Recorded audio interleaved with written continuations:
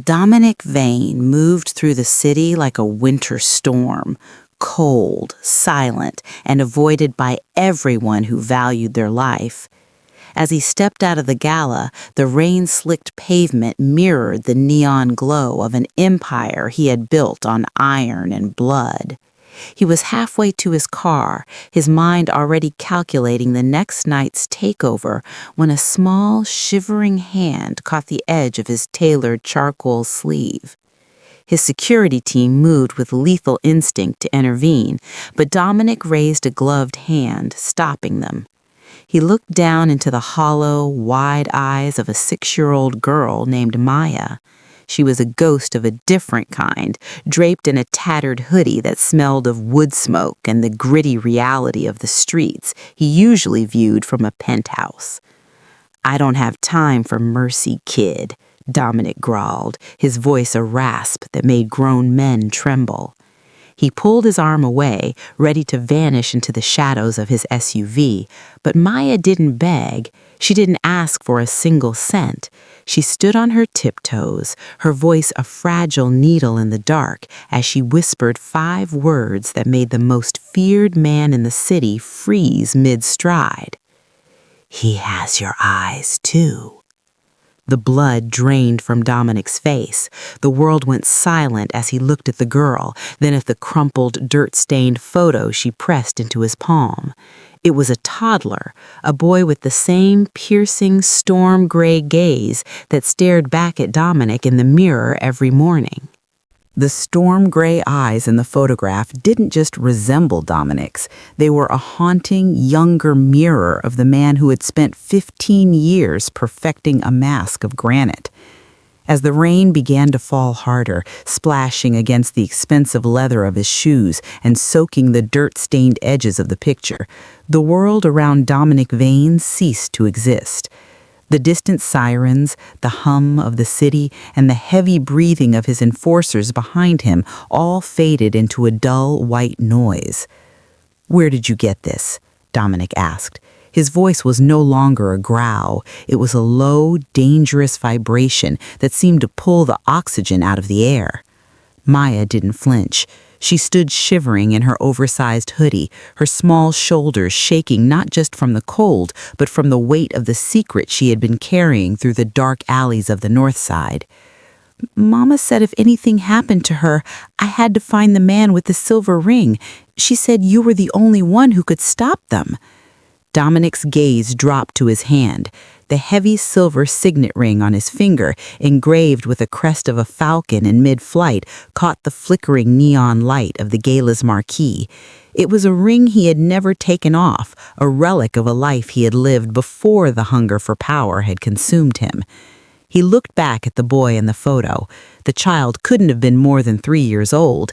He was sitting on a porch Dominic recognized, a small, weathered house on the edge of the coast, far from the blood-soaked concrete of the city. "Who took her, Maya?" Dominic stepped closer, his muscular frame casting a shadow over the girl that acted as a shield against the wind. "And where is the boy?" "The men with the red marks," she whispered, her voice cracking. "They came in the middle of the night. Mama hid me in the floorboards, but they found Leo. They said they were taking him to the Iron King to pay for a debt Mama didn't owe."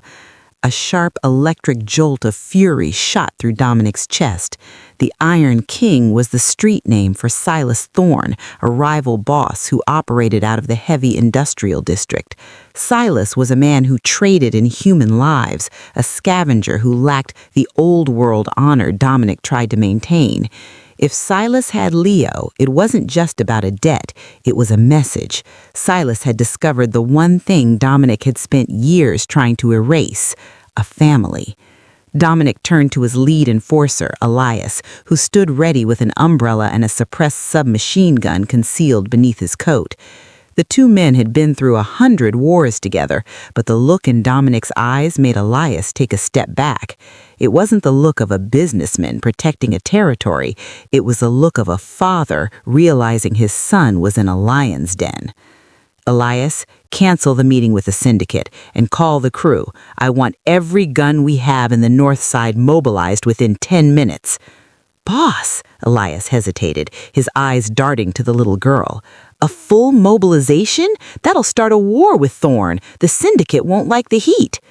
Dominic reached out and grabbed Elias by the lapel of his coat, pulling him close until their foreheads almost touched. Thorn has my blood in his basement, Elias. I don't give a damn about the syndicate. If the city has to burn to get that boy back, then start the fire. He turned back to Maya, his expression softening just a fraction. He reached into his SUV and pulled out a heavy wool blanket, wrapping it around her small frame. He lifted her easily, placing her in the heated leather interior of the vehicle. "You're safe now, Maya," he said, his voice a promise that resonated with the force of an iron oath. "I'm going to bring your brother home, and then I'm going to make sure the men with the red marks never see another sunrise." As the SUV roared to life, tires screaming against the rain-slicked asphalt, Dominic stared out the window at the blurred lights of the city. He felt the photo in his hand, the paper crinkling under the pressure of his grip. For years, he had believed that being alone was his greatest strength. He thought that by having nothing to lose, he was invincible. But as he looked at the storm-gray eyes of the boy in the picture, he realized he had been wrong. The man who had everything to lose was the most dangerous man of all. Dominic pulled out his phone and dialed a number he hadn't called in years, a contact buried deep in an encrypted folder. It was a man who lived in the cracks of the city, a specialist in untraceable extraction. "It's Vane," Dominic said when the line picked up. "I have a high-value asset in the Iron District, third-floor containment, Silas Thorne's primary warehouse. I need a floor plan, a guard count, and a silent entry point, and I need it before the clock strikes midnight." "That's Thorne's fortress, Vane," the voice on the other end replied, sounding skeptical. "That's a suicide mission for most." "Then it's a good thing I'm already dead," Dominic snapped, his eyes fixed on the photograph. "Just get me the intel. I'm going in personally." He hung up and looked at Maya, who was tucked into the corner of the seat, watching him with a mixture of terror and hope. He reminded her so much of the woman he had left behind, the woman he had tried to protect by staying away. He realized now that his absence hadn't been a shield, it had been an invitation. By leaving them unprotected, he had handed Silas Thorne the ultimate weapon against him. But Thorne had made one fatal mistake. He assumed that Dominic Vane would negotiate. He assumed that a man of business would trade territory for a life. As the convoy of black SUVs tore through the gates of the Iron District, the heavy industrial machinery of the factories casting long, jagged shadows across the road, Dominic felt the old hunger returning. It wasn't the hunger for money or power, it was the hunger for justice, the kind of justice that was written in lead and delivered in the dark. He checked the magazine of his sidearm, the cold steel a comfort against his palm.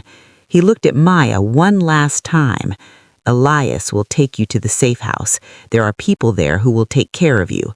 Don't leave, and don't talk to anyone you don't recognize." "Dominic?" Maya whispered as the car slowed to let her out at the secure perimeter. "Yes, kid?" "She said you were a hero. I hope she was right." Dominic watched her disappear into the secure entryway of the safe house. He didn't feel like a hero. He felt like a monster who had finally found a reason to be useful. He pulled the door shut and signaled for the driver to move. The Iron District loomed ahead, a fortress of rust and steam. Somewhere inside, a 3-year-old boy with storm-gray eyes was waiting, and Dominic Vane was coming to collect the debt. The rain in the Iron District didn't fall. It dissolved into a greasy metallic mist that clung to the lungs and slicked the rusted surfaces of the sprawling industrial graveyard. Dominic Vane stood atop the skeletal remains of a disused water tower, his charcoal suit jacket replaced by a high-threat tactical rig. Below him, the fortress of Silas Thorne, a converted munitions warehouse, loomed like a tomb. It was surrounded by a 10-foot chain-link fence topped with razor wire, patrolled by men who carried their rifles with the casual arrogance of those who believed they were the biggest wolves in the woods. Dominic adjusted his earpiece, the cold wind whipping the silver Falcon ring against the grip of his customized suppressed rifle. In his pocket, the photograph of Leo rested against his heart, a physical anchor in a world that had suddenly become untethered. "Elias, status," Dominic whispered into the comms. "Perimeter teams in position, boss." Elias's voice crackled, steady as a heartbeat. "We've cut the hard lines to the security shack. The thermal feed shows 6 guards in the loading bay, 3 on the catwalks, and 2 stationed outside the heavy-duty door on the 3rd floor. That's where the boy is, Dominic, container 304. "And Thorne?" "He's in the office directly above. He's celebrating, boss. Our scouts say they brought in a case of vintage scotch 20 minutes ago. He thinks he's already won." Dominic's jaw tightened. He's about to find out that the price of his drink just went up. "On my signal, take out the external lights. I want them blind." Dominic didn't wait for a countdown. He stepped off the ledge of the tower, descending a rappelling line with the fluid, silent grace of a shadow. He hit the ground behind a stack of rusted shipping containers just as the yard plunged into total darkness. A chorus of confused shouts erupted from the guards as the floodlights hissed and died. Dominic moved before the first flare could be lit. He didn't fire a shot yet. He moved through the maze of iron, a phantom in a tactical vest. He reached the first guard, a hulking man with a red mark tattooed across his throat, and drove a combat knife upward with surgical precision. The man didn't even have time to gasp before Dominic caught his body and lowered it silently to the gravel. 1 down. He bypassed the loading bay entirely, scaling a fire escape that groaned under his weight.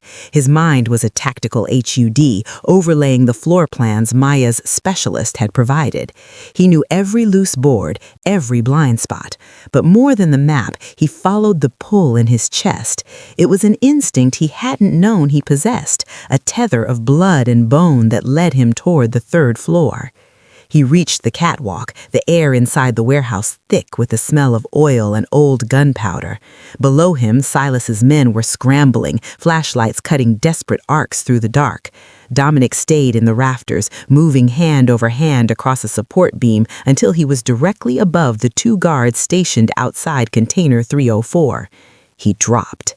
The impact was a sudden, violent crescendo. He landed between the 2 men, his weight shattering the collarbone of the first as he drove the butt of his rifle into the temple of the second. Before the bodies hit the floor, Dominic had his suppressed pistol drawn, centered on the heavy steel bolt of the door. He paused. His hand, which had remained steady through a decade of executions, trembled as it reached for the handle. For the first time in Dominic Vane's life, Dominic Vane felt the paralyzing grip of fear. Not fear for his own life. He had invited death to dinner many times, but fear of what he would find behind that door. If Thorne had touched a hair on that boy's head, Dominic knew he would never be able to stop the monster rising inside him. He threw the bolt and stepped inside. The room was small, lit only by a single buzzing fluorescent tube. In the center, sitting on a pile of moth-eaten moving blankets, was Leo. He looked even smaller than he had in the photo. He was clutching a ragged teddy bear, his storm gray eyes wide and wet with tears. He didn't scream. He just stared at the man in the tactical gear, his small lower lip trembling. "Elias?" Dominic's voice broke. He dropped to his knees, the heavy gear clattering against the concrete. He pulled off his tactical mask, letting his face be seen in the harsh light. The boy stared at him for a long, agonizing second. Then his eyes moved to Dominic's hand, to the silver Falcon ring that caught the light. The boy's eyes widened. He whispered, his voice a tiny, fragile thread. "The Birdman. Mama said the Birdman would come." Dominic felt a sob threaten to erupt from his throat, but he choked it back. He reached out, and for the first time he felt the warmth of his son's hand. The boy didn't pull away. He lunged forward, burying his face in Dominic's neck, his small hands clenching the fabric of the tactical vest.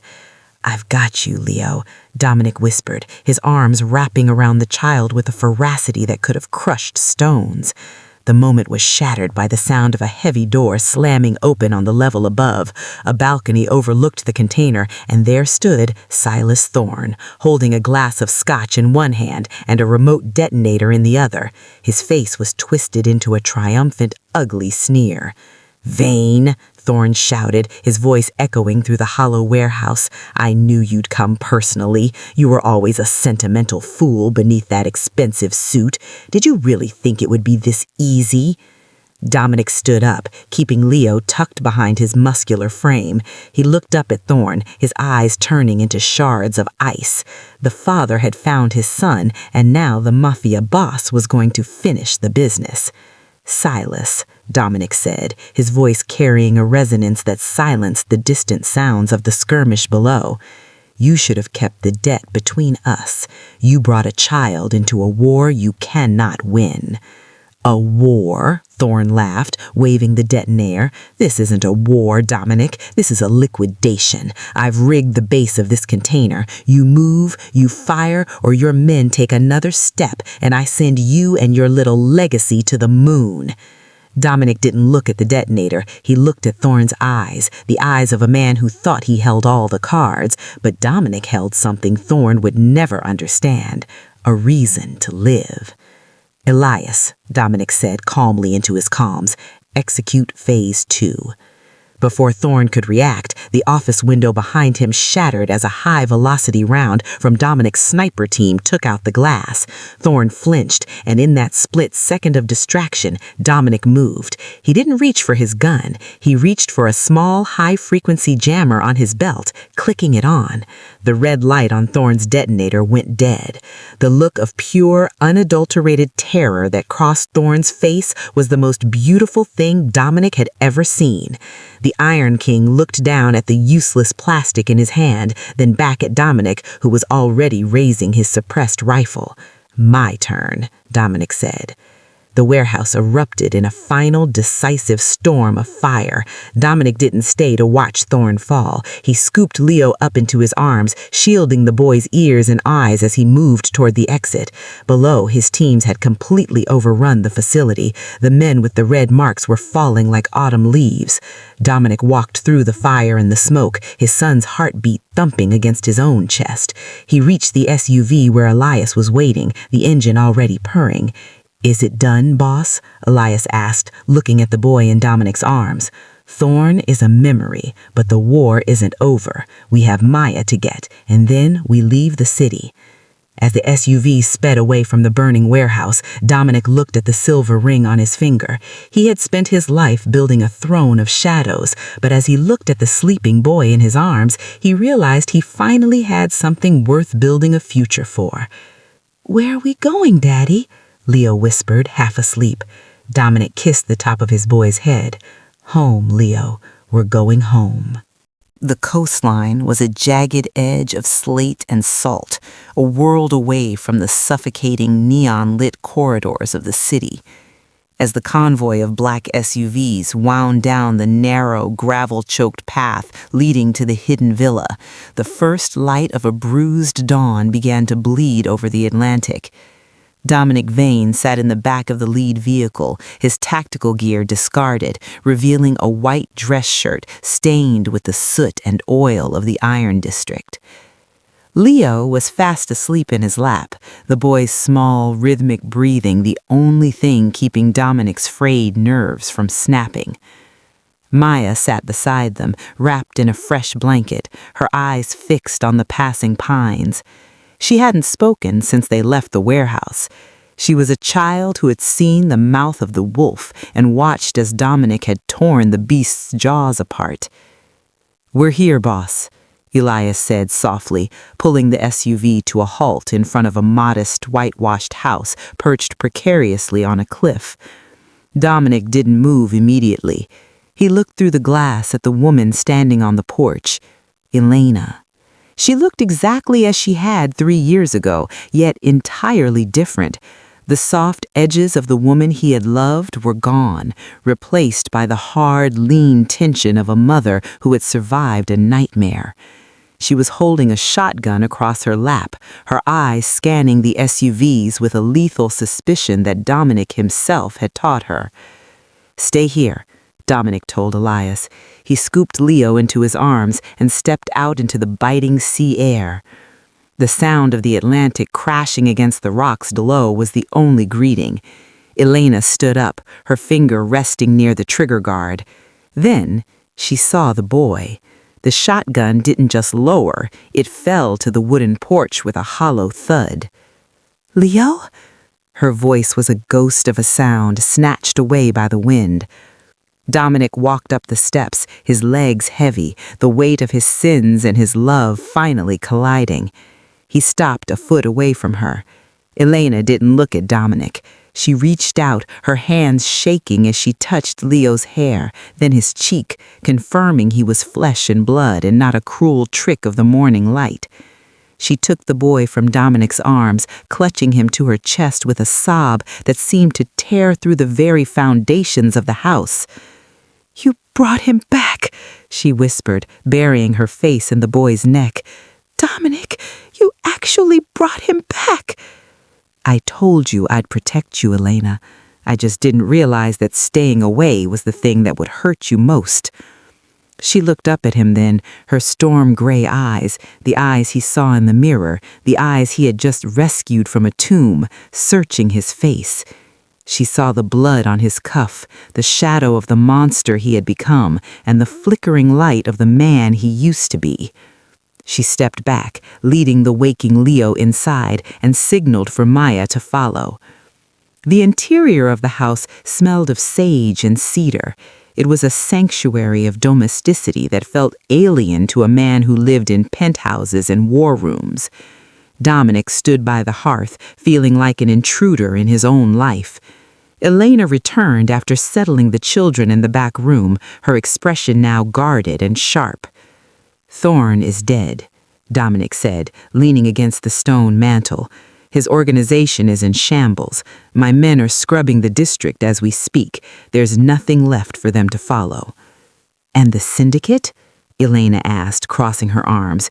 "You started a war in the middle of their territory, Dominic. You broke the truce. They won't just let you walk away to play house on a cliffside." Dominic looked into the dying embers of the fire. "I know. The life doesn't let go that easily. But I didn't come here just to drop off the kids, Elena. I came to finish it." He pulled the silver Falcon ring from his finger and placed it on the wooden table between them. It looked heavy, a cold piece of metal that represented a decade of fear and authority. "I'm liquidating," Dominic said. "I've spent the last 3 hours on the phone. I'm handing the territory to Elias. He's fair and he's loyal. The syndicate gets a bigger cut of the docks in exchange for my permanent retirement. I've bought us a new identity, a new life, in a place where the name Vane doesn't mean anything."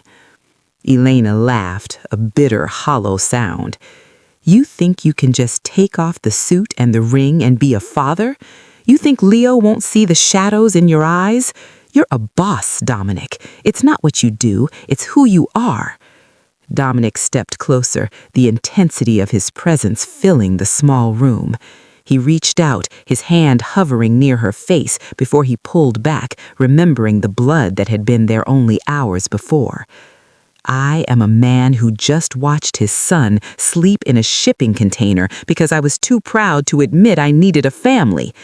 I've built an empire of nothing. I have a throne of ash. If I stay in that city, I'm just waiting for someone smart enough to use Leo against me again." He dropped to his knees before her, the same way he had knelt before Leo in the warehouse. The bird man was grounded. "I'm not asking for forgiveness, Elena. I don't deserve it. I'm asking for a chance to be the shield I was supposed to be. Let me stay, not as a boss, as a man who will spend every second of the rest of his life making sure Maya and Leo never have to whisper my name to a stranger in the dark again." Elena looked at the ring on the table, then at the man at her feet. She saw the cost of the rescue in the way his shoulders slumped. She saw the 5 words Maya had whispered, the secret that had leveled a kingdom. "The boy needs his father," she said softly, her hand finally resting on his head, her fingers tracing the tension in his neck. "But if I see even a shadow of the city follow you here, Dominic, I'll be the one to finish you." "I would have it no other way," Dominic whispered. Outside, the sun finally broke the horizon, flooding the villa with a brilliant, blinding gold. Elias and the SUVs were gone, leaving only the sound of the waves and the distant cry of a falcon circling above the cliffs. Dominic Vane stood up and walked to the window. He looked out at the vast open water, a world without borders, without territories, and without debts. He felt a small hand tug at his pants. He looked down to see Leo, rubbing his eyes, looking up at him with those storm-gray eyes. "Daddy, are you staying for breakfast?" Dominic picked up the boy, feeling the solid, miraculous weight of him. He looked at Elena, who was standing in the doorway of the kitchen, a faint, tentative smile touching her lips. "Yeah, Leo," Dominic said, the silver ring forgotten on the table as he moved toward the heart of the home. The boss was dead, the father was home, and for the first time in his life, Dominic Vane wasn't afraid of the light. The Atlantic was a restless, churning beast of sapphire and white foam, its roar the only music that mattered on the cliffs of the north coast. 1 year had passed since the neon lights of the city had been traded for the golden clarity of the shoreline. For Dominic Vane, the time had been measured not in power plays or body counts, but in the small, miraculous increments of a child's growth. He sat on the weathered wooden porch of the villa, his frame still muscular, but no longer wound with the lethal tension of a man waiting for an assassin's bullet. He was dressed in a thick navy wool sweater, his hands, once famous for their cold precision, now covered in the grit of the garden he had spent the morning tending with Elena. Beside him, Leo was sat on the porch boards, intensely focused on building a fortress out of smooth sea stones. The boy's storm-gray eyes were bright, free of the hollow terror that had once haunted them in the Iron District. Maya sat nearby in a hammock, her nose buried in a book, her oversized hoodie replaced by a light sundress. It was a portrait of peace, so perfect it felt fragile, like a glass sculpture sitting on the edge of a tremor. Dominic looked down at his right hand. The skin where the silver falcon ring had once sat for a decade was now tanned and bare, though a faint pale circle remained, a permanent scar of the life he had left behind. He had kept his word.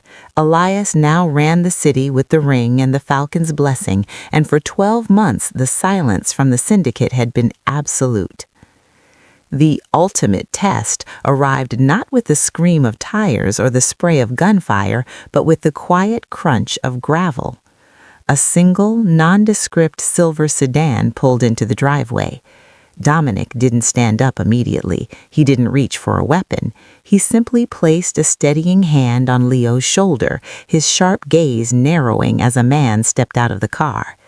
It was Elias. He looked exhausted, his charcoal suit wrinkled and his eyes heavy with the weight of a crown that was clearly beginning to chafe.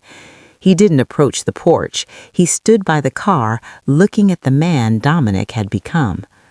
"Dominic," Elias called out, his voice barely carrying over the wind. Elena emerged from the kitchen, her eyes instantly darting to the shotgun she still kept mounted behind the door. Dominic raised a hand, a silent command for her to wait. He stood up, kissed Leo on the top of the head, and walked down the porch steps to meet his former right hand. "You're a long way from home, Elias," Dominic said, stopping 5 feet away. The syndicate is fracturing. Thorne's old crew, they found a new leader, someone from out of state. They're making a move on the docks, Dominic. They're saying the Falcon is dead. They're asking for you. They say the only way this ends without a massacre is if you come back and mediate the sit-down. Dominic looked back at the porch. He saw Leo looking up at him, holding a sea stone like it was a treasure. He saw Elena, her jaw set, ready to defend the life they had built with her last breath. He saw the choice laid out before him, the throne or the family, the boss or the father. Dominic reached into his pocket and pulled out a small, smoothed piece of sea glass, the same storm gray color as his son's eyes. He walked over to Elias and pressed it into his hand. The Falcon is dead, Elias. I gave you the ring. I gave you the territory. If you can't hold it, that's the life. But I'm not a mediator. I'm a father, and a father's place is at his dinner table. They'll come here, Dominic, Elias warned, his voice shaking. If you don't help them, they'll find you. Dominic leaned in, his eyes turning into shards of lethal cold ice, the old ghost flitting behind his pupils for one final terrifying second. Let them come. I spent 15 years building a fortress in the city, Elias, but I've spent this year building a home. If they come here, they're not fighting a boss for territory. They're fighting a man for his heart. And you know better than anyone that a man with everything to lose is the only thing the syndicate should truly fear. He turned his back on Elias, a gesture of absolute dismissal that took more courage than any tactical breach he had ever led.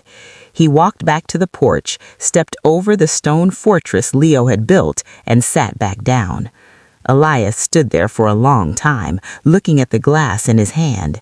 Finally, he nodded, climbed back into the sedan, and drove away. The gravel settled. The ocean continued its roar. "Is he gone, Daddy?" Leo asked, looking up. Dominic picked up the boy, feeling the solid, miraculous weight of him against his chest.